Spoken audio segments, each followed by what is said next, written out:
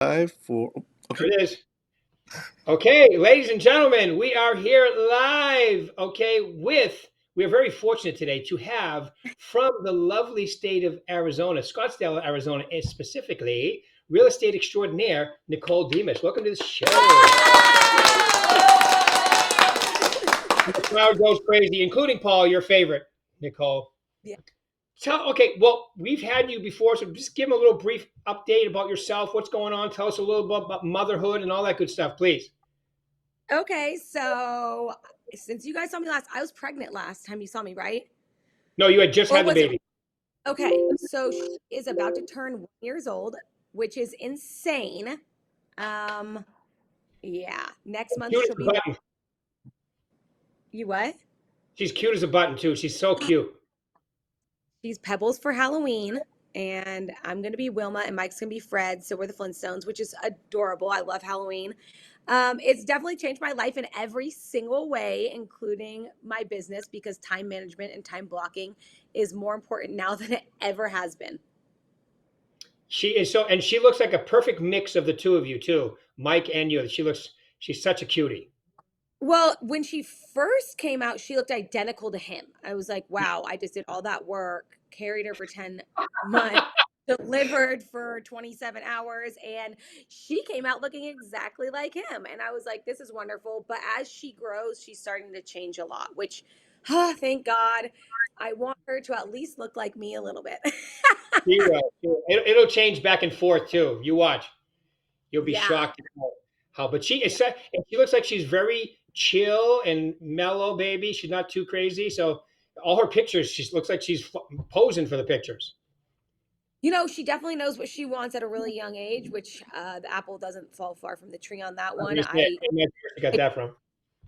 I duplicated myself for sure. She is sassy and stubborn and everything in between, but so alert, so attentive, and she's so smart. Mhm. It's amazing how fast they change at that age too, right? Like from day to day. Yeah. Yeah. She has so Yep. much hair too. It's like, wow. She looks like she's 30 years old and can't Hey, wait a walk. minute, was So that that a dig? I'm only kidding. All right. So now, and I know you're killing it real estate wise. So fill us in. How's it going? good, obviously I last year I had an incredible year and I was pregnant. So I told myself, if I could do it then I just want to keep that momentum rolling. And it kind of has rolled into this year. I would say it's not as good as it was last year because it's been more of a challenging year with the ups and downs of interest rates and, just the uncertainty of what's going to happen by the end of the year. So I think people are kind of having reservations on what exactly they want to do. So, um, I've just kind of taken it and run with it. I'm very honest with my clients too. So if they ask, then I'll tell them like, hey, this is where you're going to be, this interest rate. You don't have to be married to it, but understand like if things don't change, like you have to set yourself up to be able to afford or move forward at this price. Right. So you got to keep them up. Yeah. Being brutally honest, especially with price, especially with the market. I mean, let's face it, our inventory is still a little tight, but like for you, this is probably the most inventory you've seen since you've had your license, right? Yeah, probably. It's crazy because with COVID, everyone did start trying to like sell out because people were in fear. But then people started buying so quick. So it was like I didn't really feel it. Now I see more option and I used to show a couple houses and people were making decisions super quick. Now they have a bit more of a choice, so it's not as impulsive as a decision because people felt like if they didn't jump then they would miss out and they kind of were. Yeah. I think Phoenix is at like 3.2 months of inventory. Vegas is about the same. That's the most it's been in years, which still technically makes it a seller's market, but it's 1 month away from the beginning of a neutral market where it's not quite. But I think, we were talking before before we started going live. But I think after the election, you're going to see everyone's going to get back down to business. It's going to pick up. Hopefully, the Fed continues the rates going down, and we cross into next year, and the rates come down, and I think that'll affect the business a lot, don't you? Yeah, and as of yesterday, I think we were sitting about 3.5 months of inventory, which, like you said, it is still a seller's market, but it is trying to navigate them to understand, yeah, we're going to try and net you the most money, but you might have to be a little under where, a couple years ago you could list extremely high. So it's just the balance of that right now and just having those hard conversations, and days on market are longer than they were, right? Average day on market was like 70 days. So back, a couple years ago, it was 7 days. Yeah. So yeah. Yeah. It's a different conversation. Like you got to be more aware price wise. At least we haven't had any depreciation. We still had appreciation, which is great, probably 6 or 7%, but still good, right? And that's this year. Last year was probably even a little bit better. But as we get past this election and people get back down to business, I think you can start to feel already. But people are asking the right questions, and after the election, what would you do? And I think you're going to see we're going to go through a little run here. Yeah, and I'm excited. Obviously, the transition in our real estate markets in August has changed a lot of the game. So it's just like I'm building on top of, like, what the new norm's going to be. And I think after the election, it will change again. So we'll see. Yeah, even the forms and everything. But isn't it amazing? No, think about it. How much of a big deal everybody made about these changes in August, and then 3 weeks later, almost nobody's talking about it anymore, right? Yeah, it's the new normal. And I think that I had a conversation about, new agents coming into the market now and trying to transition into this, the forms the way they are, and not having the co-broke on the MLS, and, having to have conversations with more seasoned agents, picking up the phone and being like, hey, it's more of a negotiation. You're no longer just negotiating inspection, price, everything in between. You're now negotiating your compensation. Yeah. So it's, I don't know. I would fear kind of being a new agent going into it. And I've, as the years go on, I've gotten so much more comfortable with having conversations, and now nothing really phases me. And my clients are so awesome. Like, I'm in the middle of the deal right now, and the seller only wants to pay 2%. And my client was like, no, I'll come up a little, but he needs to pay you your 3%. And it's just so cool to have people who stand in your corner and Yeah. really fight for you and what you do for them. So it's been rewarding to actually see how many of them want you to make your compensation and feel like your worth is there. Yeah. No, I agree 100%. And that's what I've noticed, that the agents I coach, like yourself, the agents that are good, that are professional, have great clients, repeat and referral, getting that buyer broker signed is like a no brainer, right? Yeah, I think the hardest one is for the people, the sellers, the people who are getting ready to sell, and they feel like, they have to pay out and sign an exclusive right to sell to pay a buyer, but now they're having to sign a buyer broker. So I think that is the toughest bridge to gap, but I'm navigating it extremely well and I haven't had pushback. So all's good over here. I love it. I love it too. And it's such a great market that you're in. Think about what the average sale price has done since you've been selling real estate. It's gone a little crazy, right? But it's still a great deal compared to San Diego, the Bay Area, Los Angeles. So you guys still have a whole bunch of people move, and we got to hope that California does something crazy again, so it creates another wave of people that want to move into our markets, right? Yeah, but you know what? What did they say? Population was up so much, and the average price in Scottsdale is like 1,000,001, which is wild to think. And most of my sales are in Scottsdale. That's my area of expertise. So it is such a livable place. So I understand why people are fleeing to live here. I mean, I did. Yeah. Yeah, I remember my first trip there, for the company almost 11 years ago. And I was like, no wonder people want to live here. This place is awesome. I mean, August, let's face it, July and August are a little hot, but it's worth it for the rest of the year being incredible. Even like January, February there. I mean, you guys are in shorts, and it's a great place to live. It really is. We had a hot, coming into October, it was hot. It just cooled down, but you're right. And the humidity is very low. So it's like just a dry heat. It's voted the most livable city, Scottsdale, Arizona. Yep, especially like people with breathing issues and so forth. It's a great place. That's why a lot of seniors move there. But okay, let's get back into real estate. Give us so in this changing market, I agree with you. You know, even the forms are going to, and let's face it, NAR's not over with these changes. I think Right.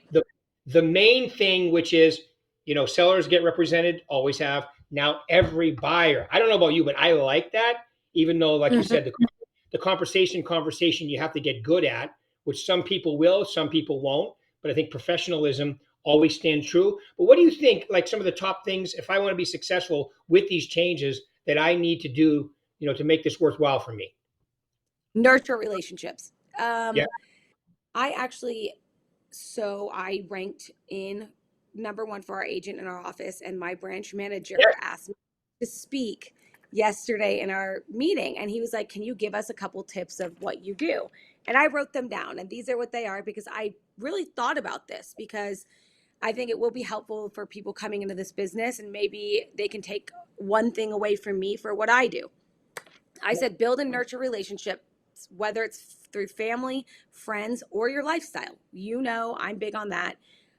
My relationships are everything to me. I've been a networker forever. So I nurture them and nurture them well. Create a brand.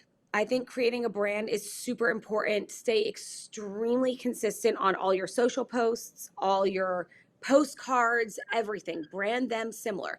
People like recognition, and you know, with my marquees or my postcards or my farming, my drops, everyone says, I see you everywhere. Yeah, that's the point. You Mm. know, I'm see, and you know it's me. You know it's my marketing. You know it's my brand. I'm on the valet slips. I think I told you that. I started valet, putting my information marketing on back of valet slips on restaurants that I eat at. And I get so many pictures and so many people like, this is so genius. Yeah, you know. Mhm. Um, I love it. and then I always say try a few things because not one thing works for everyone. Cold calling does not work for me. I Mhm. am not a cold caller because I sell you face to face. I'm not going to really sell you over the phone. I can have conversations once I have you locked in, but I do that better face to face. So try different things, see what it is, and see what works for you.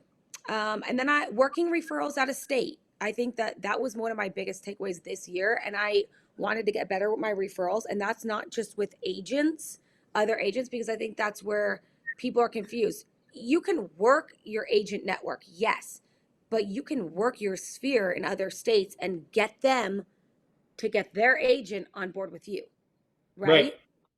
Yeah. So I've done so much referral business. It's crazy. So my production is not as high as I want it to be, but my GCI certainly is because of that. Right. That's awesome. Uh, and then my biggest thing is to be happy in life. Because if you're happy in life with your work life balance, you're happy in your career. And I think that so many people are so miserable in their life that it bogs them down and it projects in your career. Mhm.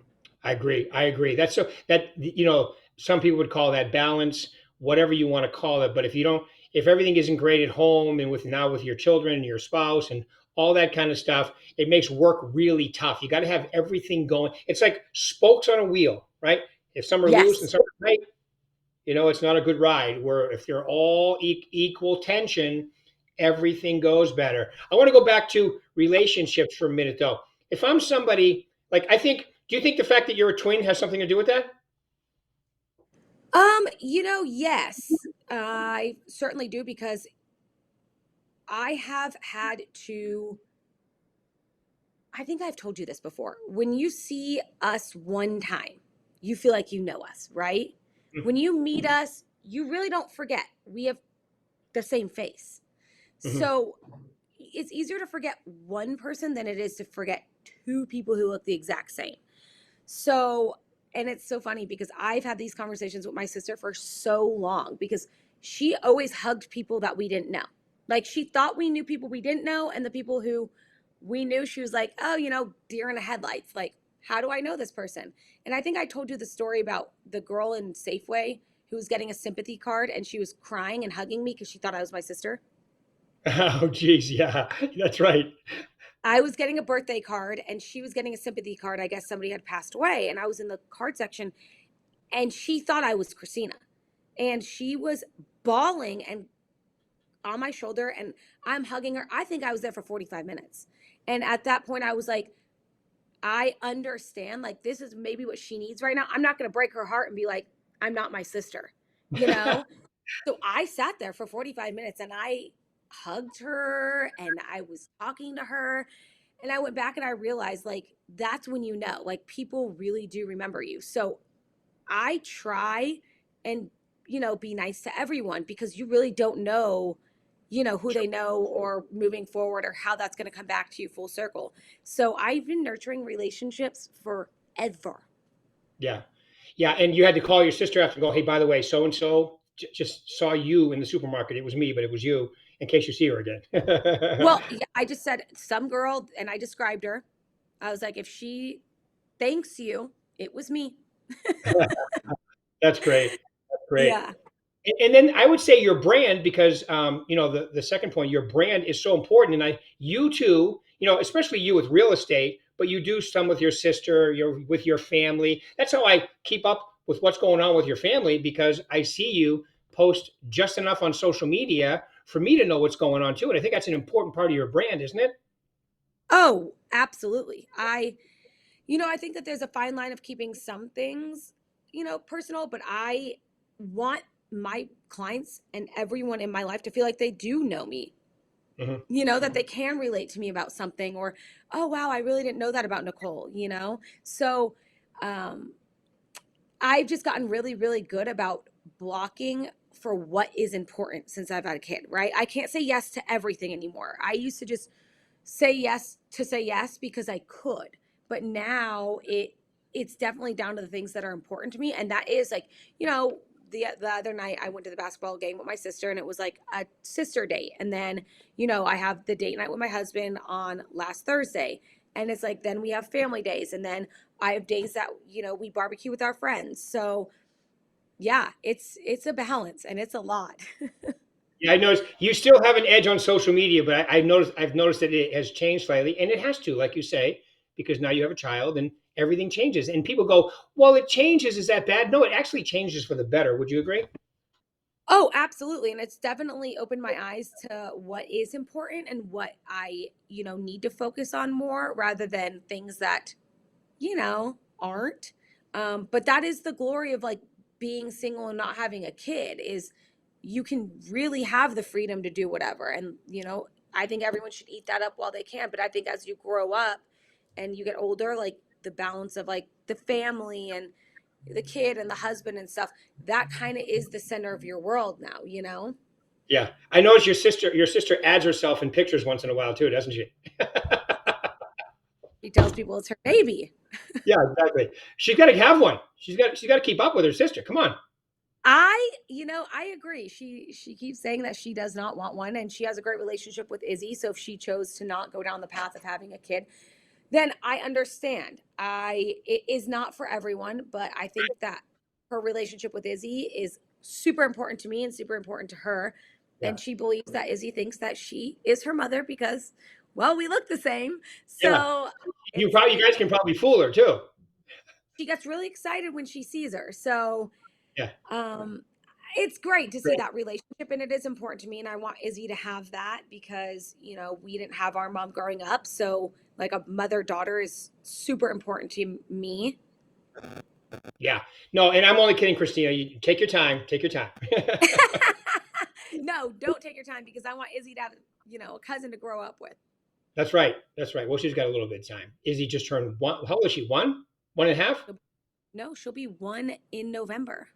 One in November. Wow. That's awesome. Awesome. And you could just see, I could see the pride and joy in your posts and in your family posts and so forth. It's wonderful. I love when you guys dress her up too and add her into the photographs. It's great. And your pooch seems to love her too. So that's good.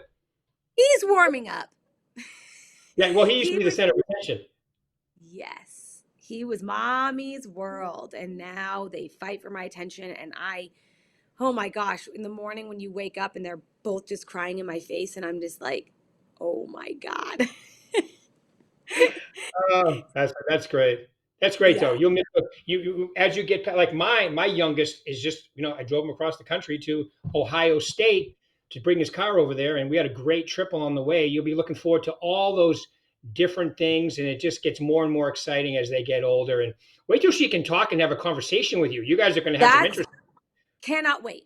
Yeah, I'm not good with the game of charades. Like, what yeah. are you trying to say to me right now? And it's Your like, driver personality.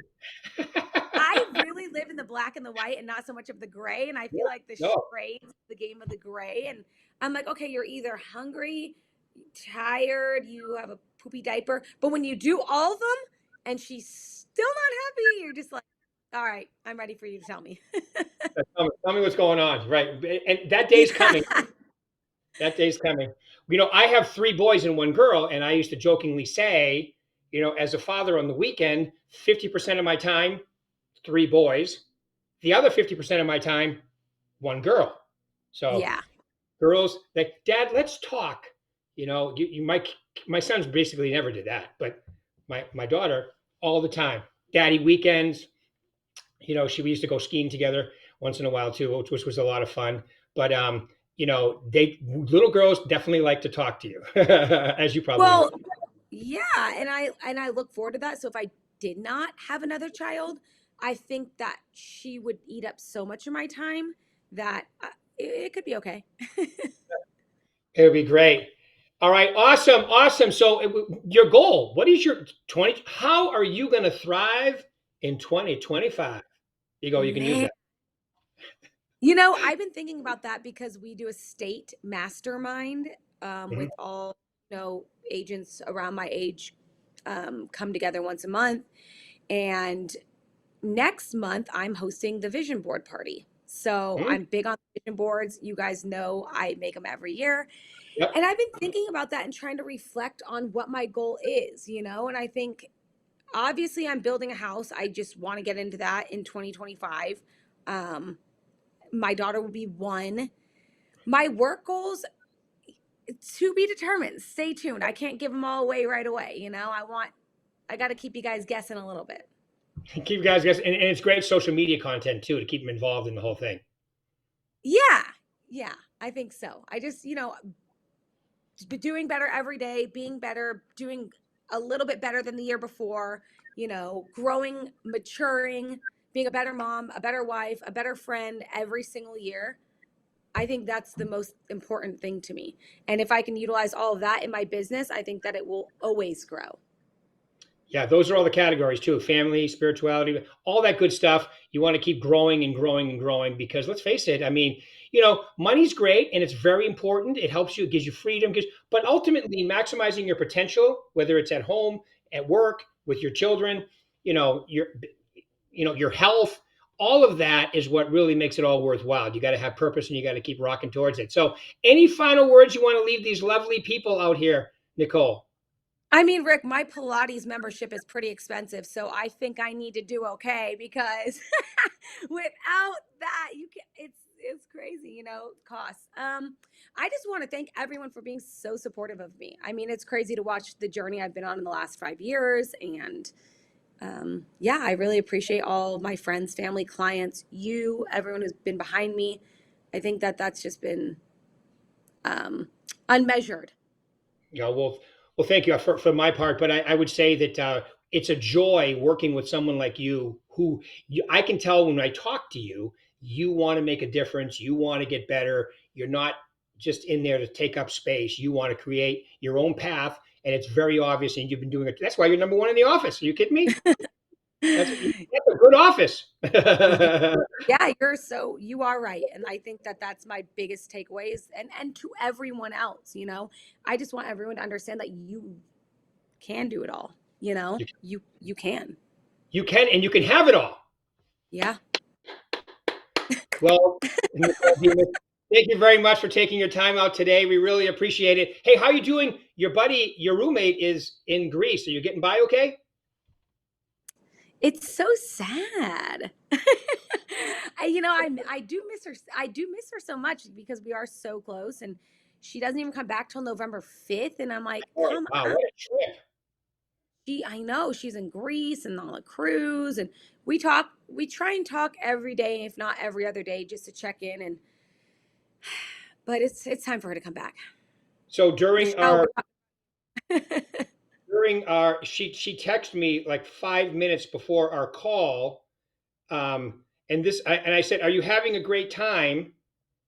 And just so you can see it, come on, oh, Christina's on. My sister, here she is. send me this. Look, Oh, it looks like so we're in front of cute. a castle. I love it. Do you see So, Christina? Here I am. She's on. hey, Christina, how I are you? found you. I found you. See, I love it. Hey, Paul, can we get Christina in on this or what? Yeah, how do we put her in? Next time We we're going might to do do that that for one sure. day. Next Hey, time if we'll you do it want to for do that, sure. yeah, We'll bring I'll bring her no, in. no, what we could do is we should start off the call with her, and then you can, you know what I'm saying? She can be you, and then anyway, we'll do something. We'll have some fun. But I think it would be cool for you to understand the personality trait of both of us and like how we drive as such bosses, like it's to have two personalities so similar and both thrive for such similar things in life is so rare. Yeah, it is. No, it is rare. You guys, I've only met her once quickly, but I haven't get to talk to her a lot. It was like I think it was at a holiday party last year or the year before. It was a quick hello, but I'd like to talk to her too. And we'll do something on Facebook Live like this. I think it'll be a blast. Oh yeah, we'll get Paul too. Paul? I have that shirt. She says I have that shirt. Or does she Yeah, we just both borrow yours? You're the same size, so she probably just borrowed yours, right? no, we both have the same shirt. We bought it together. Oh, okay, cool. You got don't. Why don't you just like buy separate clothes and then switch closets every once in a while? Well, she's been commuting around for her job, Ah, so you know, might be a little hard. But we do, if she gets sick of her clothes, she'll come in my closet and vice versa. right. I love it. Well, Christina, thanks for plugging in and saying hello. Hopefully, she didn't hear my comments earlier. No, I'm kidding. All right. Thanks, Nicole. You're the best. We really appreciate you. Good luck. And I know whatever you decide you're going to do for 2025, it's going to be awesome and you will thrive in 2025. All right. Thank you. Stay tuned. Thank you. Stay tuned, everybody. Appreciate it.